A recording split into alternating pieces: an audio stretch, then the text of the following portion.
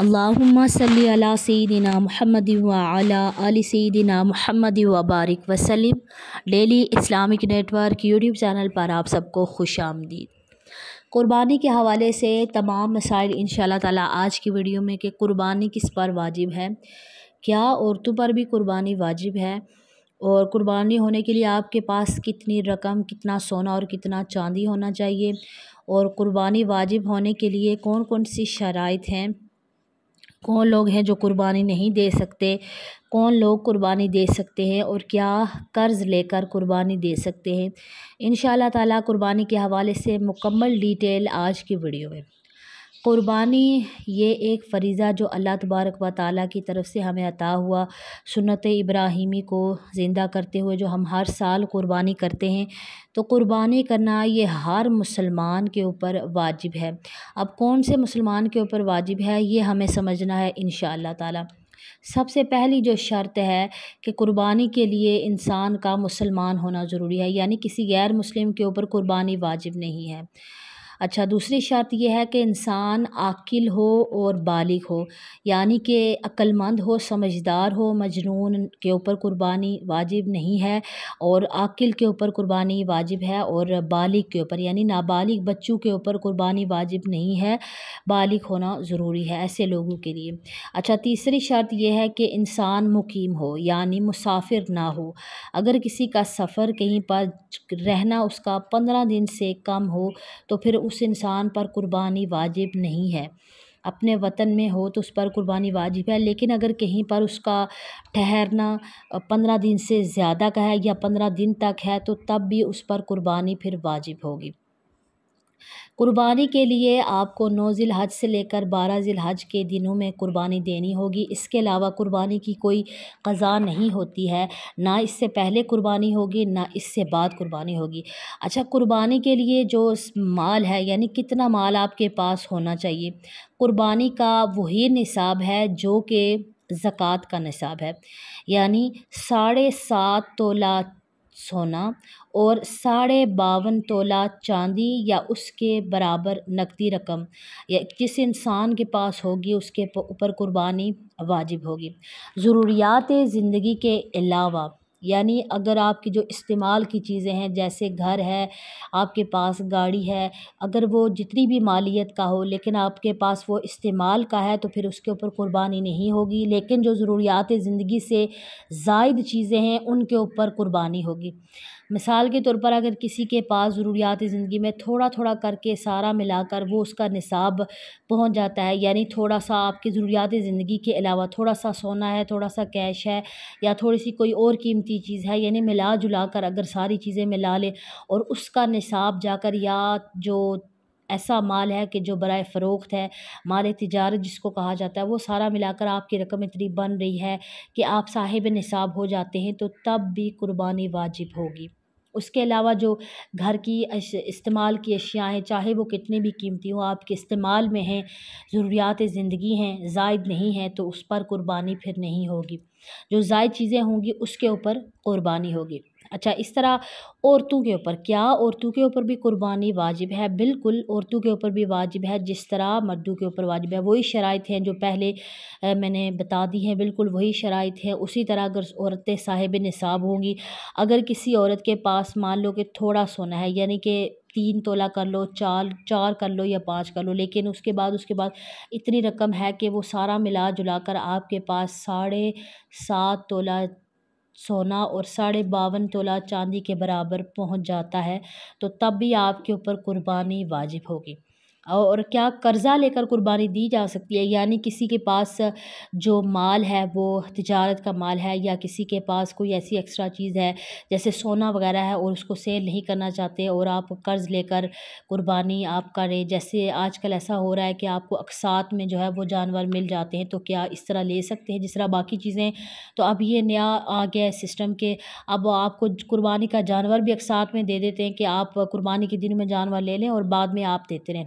اگر تو وہ اپنی قیمت پر ہی آپ کو دے رہے، یعنی بعد میں بھی آپ جتنے بھی مہینوں میں آپ نے جو ان کو رقم دینی ہے وہ اتنی ہی ہے جتنی وہ موجودہ رقم آپ سے ڈیمانڈ کرے، تب تو ٹھیک ہے۔ لیکن اگر اس کے اوپر کوئی ایکسٹرا وہ لے رہے چارجز، تو پھر آپ اس کی پھر قرض لے کر قربانی نہیں دے سکتے قربانی۔ صرف اگر کسی اور سے اگر آپ کو قرض مل جاتا ہے تو تب پھر لے کر قربانی کی جا سکتی ہے، یہ اس صورت میں ہے۔ لیکن اگر قرض نہ ملے بالفرض، اگر کسی کے پاس اتنا انتظام نہ ہو، تو پھر آپ کو پھر اپنی جو چیزیں ہیں وہ ہی سیل کرنی پڑیں گی، وہ سیل کر کے پھر آپ کو قربانی کرنی پڑے گی۔ تو اسی طرح قربانی کے لیے آپ کے پاس اگر 7.5 تولہ اگر کسی عورت کے پاس سونا ہے، یعنی صرف سونا ہے اس کے پاس، اور کوئی بھی مال نہیں ہے، اور ضروریات زندگی کی جو ہے، اور اس کے اوپر کوئی قرضہ بھی نہیں ہے، یعنی اگر کسی انسان کے اوپر قرض چڑھا ہو اور وہ قرضہ ادا کرنا چاہ رہا ہو، یا قرضہ اپنا جمع کر رہا ہو، تو قرضے کی رقم کو مائنس کیا جائے گا۔ قرضہ مائنس کرنے کے بعد جو آپ کی رقم بچے گی، پھر اس پر حساب لگایا جائے گا کہ اب آپ کے اوپر قربانی واجب ہو رہی ہے یا نہیں ہو رہی۔ قربانی جو ہے یہ بڑا ہی پیارا اللہ تبارک و تعالیٰ کی طرف سے ہمارے لیے تحفہ ہے، اور اس میں اللہ تبارک و تعالیٰ نے بے حساب برکتیں رکھی ہیں انسان کے لیے۔ اچھا، ایک اور غلطی جو اکثر لوگ کرتے ہیں کہ آپ نے اگر کسی نے گھر میں ایک جانور لایا کہ ایک بکرا ہم نے ذبح کر دیا تو اب ہمارے گھر کی طرف سے ہر سال قربانی ہوگی، تو ایسا نہیں ہے۔ کسی ایک شخص کی طرف سے قربانی ہو جائے گی، سب کی طرف سے نہیں ہوگی۔ لیکن اگر قربانی سب پر واجب نہیں ہے، یعنی گھر میں 2 4 5 لوگ ہیں، یا 2 لوگ ہیں، میاں بیوی ہیں، بچے ہیں، تو بچوں پر تو ہوگی نہیں قربانی۔ لیکن اگر بیوی صاحب نصاب نہیں ہے تو پھر شوہر کی طرف سے قربانی ہوگی۔ شوہر اگر صاحب نصاب، اگر دونوں ہی نہیں ہیں تو پھر دونوں کے اوپر سے نہیں ہوگی قربانی۔ لیکن اگر بالفرض دونوں ہی صاحب نصاب ہیں تو پھر دونوں کے اوپر قربانی دینا واجب ہوگا۔ ایسا کرنا کہ ایک سال میں نے اپنے نام سے قربانی کر لی، شوہر کہے کہ میں نے اپنے نام سے کی، اس سے اگلے سال بیوی کے نام سے، اس سے اگلے سال والد کے نام سے، اس طرح نہیں ہوتا۔ یعنی اگر گھر میں زیادہ لوگ ہیں، جیسے بچے ہیں یا والدین ہیں، تو پھر جو گھر کے سربراہ ہوں گے تو پھر اسی طرح کہ سربراہ کی طرف سے قربانی دی جائے، یعنی سربراہ کے اوپر جو ہے وہ قربانی واجب ہوگی۔ اگر باقی لوگ بھی صاحب نصاب ہوں گے تو سب پر قربانی لاگو ہوگی۔ اچھا، ایک اور غلطی جو لوگ کرتے ہیں، جو مین مسٹیک ہے، بڑا جانور لیا جیسے گائے یا اونٹ وغیرہ، تو اب اس میں 7 حصے ہوتے ہیں۔ جی، لوگ کہیں گے ہم تو صرف 3 یا 4 لوگ ہیں، ہماری تو قربانی ایک ہو گئی، تو اب باقی کو ہم کیا کریں کہ صدقہ کر دیں؟ نہیں، ایسا بالکل نہیں کرنا۔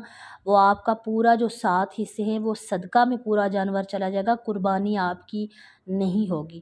اس بات کا آپ نے دھیان رکھنا ہے۔ آپ اس میں عقیقہ ایڈ کر سکتے ہیں بچوں کا، یا اپنا عقیقہ کر سکتے ہیں، لیکن اس میں آپ صدقہ کی نیت نہیں کر سکتے۔ اگر صدقہ کی نیت کر لی کسی ایک شخص نے بھی، ایک حصہ بھی، آخری حصہ بھی کر لیا، تو تب بھی اس انسان کی قربانی پورا سب کی قربانی ضائع ہو جائے گی۔ اس بات کا آپ نے دھیان رکھنا ہے کہ نیتیں جو ہے وہ بہت ضروری ہوتی ہیں، کہ بے شک جو اعمال کا دار و مدار ہے وہ نیتوں پر ہوتا ہے۔ تو نیت کرتے ہوئے اس بات کا دھیان رکھنا ہے کہ صدقہ کی نیت نہیں کرنی قربانی کے جانور میں۔ عقیقہ کی نیت کر سکتے ہیں کہ عقیقہ کر دیا آپ نے، عقیقہ کا حصہ ڈال دیا، لیکن صدقہ کی نیت نہیں کریں گے۔ اچھا، قربانی جو اللہ تبارک و تعالیٰ فرماتا ہے کہ اللہ تعالیٰ کو تمہارے خون کی اور گوشت کی ضرورت نہیں ہے، بلکہ اللہ تعالیٰ کو آپ کا تقویٰ پہنچتا ہے، اور اللہ تعالیٰ کو نیت خالص جو ہے وہ پہنچتی ہے۔ تو خالص نیت کے ساتھ اور صرف اللہ کی رضا کے لیے قربانی دینی چاہیے، کسی قسم کے دکھاوے شو آف کے لیے نہیں کرنا چاہیے کہ اچھا میں سب سے بڑا اور سب سے خوبصورت جانور میں نے فلاں شہر سے منگوایا ہے، اور فلاں جگہ سے میں نے منگوایا، لوگ یہ کہیں گے کہ چودھری صاحب نے بڑا پیارا جانور ذبح کیا ہے، لوگ جمع ہوں گے، دیکھیں گے اور واہ واہ ہوگی، تو سب سے بڑا گناہ گار وہ انسان ہے۔ حدیث پاک میں آتا ہے، نبی کریم صلی اللہ علیہ وآلہ وسلم نے ارشاد فرمایا کہ اپنے صحابہ سے فرمایا کہ کیا میں تمہیں ایسا فتنہ نہ بتا دوں کہ جو دجال کے فتنہ سے بھی بڑا فتنہ ہے؟ تو صحابہ نے عرض کیا کہ یا رسول اللہ کیوں نہیں، آپ ضرور بتائیے۔ تو آپ علیہ الصلوۃ والسلام نے فرمایا کہ کوئی شخص اپنی نماز کو اس وجہ سے درست کر لے کہ ساتھ والے لوگ اسے دیکھ رہے ہیں، استغفر اللہ۔ تو یہ یعنی کتنی بڑی بات ہے۔ تو اسی طرح ہر عبادت میں اگر انسان کوئی بھی دکھاوا کرے گا، شو آف کرے گا، تو وہ پھر دجال کے فتنہ سے بھی بڑا فتنہ ہے۔ پھر ایسے لوگوں کی پھر عبادت قبول نہیں ہوتی اور اللہ تعالیٰ پھر ایسے لوگوں پر سخت ناراض ہوتا ہے۔ یعنی دکھاوا نہیں کرنا، نیت کو خالصتاً اللہ کے لیے رکھنا ہے۔ اگر گھر میں قربانی ذبح کرتے ہوئے یہ نیت کر لی کہ اچھا ٹھیک ہے ہم کیا کریں گے کہ کسی نے یہ نیت کر لی کہ اچھا آپ چودھری صاحب ہم بڑا جانور ذبح کر رہے ہیں، آپ ایسا کریں کہ آپ ہمارے ساتھ اس جانور میں حصہ ڈالیں۔ وہ کہیں گے کہ اچھا ہم نے تو آلریڈی ہم نے اتنے بکرے لے لیے ہیں، تو اب ایسا چلے ٹھیک ہے آپ کا بڑا جانور ہے، چلے ٹھیک ہے بڑے جانور سے گوشت آ جائے گا، ہم اس سے باربیکیو اور ٹکے کر لیں گے، بس آپ سب کی قربانی ضائع ہو جائے گی۔ یعنی گوشت کی نیت اس بندے کی آ گئی، قربانی کی اللہ کی رضا کے لیے نیت نہیں تھی، یا اس کی نیت اگر یہ ہو جاتی کہ لوگوں کا بھلا ہو جائے گا، لوگوں غریبوں میں گوشت تقسیم ہو جائے گا، اللہ کی رضا کے لیے قربانی ہو جائے گی، تو تب تو ٹھیک تھا، لیکن انہوں نے اپنے نیت کو خراب کر لیا، قربانی کی جو اصل نیت ہے وہ نہیں تھی، تو سب کی نیت جو ہے وہ خراب ہو جائے گی۔ یعنی گوشت کی نیت رکھ کے اگر گھر میں قربانی کی کہ گھر میں گوشت آ جائے گا، ہم اپنا فریزر جو ہے وہ بھر لیں گے، تو ایسے نیت سے بھی قربانی نہیں ہوگی۔ قربانی خالصتاً اللہ کے لیے۔ اگر کسی شخص کے دل میں ایسا آ بھی رہا ہے تو پھر آپ ایسا کریں کہ شیطان کو اس طرح مار دیں کہ سارا گوشت اپنے جانور کا اٹھا کر لوگوں میں تقسیم کر دیں اور شیطان کو مات دے دے۔ اگر کوئی ذہن میں شیطان لا بھی رہا ہے نا کہ اپنے جانور کو گھر میں ذبح کرو اور آپ کو گوشت ملے گا، آپ اپنے گھر میں رکھیں گے اور آپ بعد میں آپ اپنے گوشت جو ہے استعمال کریں گے، اگر کسی شخص کے ذہن میں ایسی بات آ بھی جاتی ہے تو وہ کیا کرے کہ شیطان کو ہرا دے اور سارا گوشت اٹھا کر غریبوں میں تقسیم کر دے، تو پھر دوبارہ جو ہے وہ آپ کو شیطان ایسی باتیں دماغ میں لانے کی کوشش نہیں کرے گا۔ مجھے امید ہے کہ آج کی ویڈیو آپ کو سمجھ میں آ گئی ہوگی۔ ویڈیو پسند آنے کی صورت میں لائک اور شیئر کرنا مت بھولیے گا۔ السلام علیکم ورحمۃ اللہ وبرکاتہ۔